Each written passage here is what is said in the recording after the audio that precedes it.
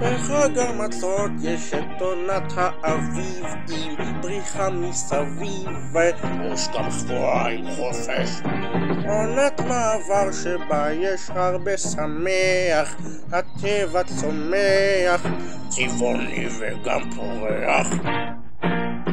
בחג המצות אוכלים הרבה דברים, בצקר פס חרוסת מצה ומרורי. בחג המצות בהגדה לקרוא ובסדר האפיקומן גם למצוא.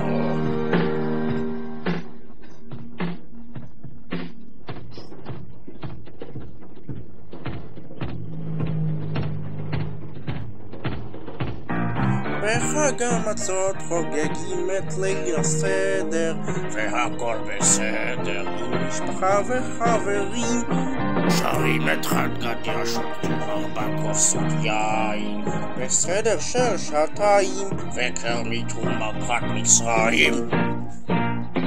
בחג המצות דגדום יש תיאבון בריא ומשאירים כוס לאליהו הנביא.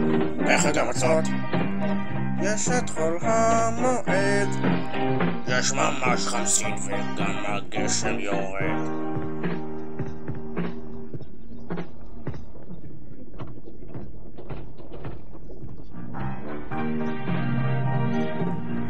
בחג המצות מנקים ללא הרף מבוקר עד ערב ומסודרים את הכל, מצחצחים, שוטפים ומנקים את הבית, מאבק עד זית מיצים כשלב, קנית ספרייט?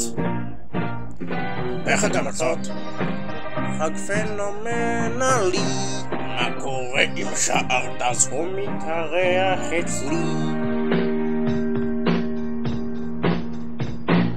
בחג המצות, בחג המצות, בחג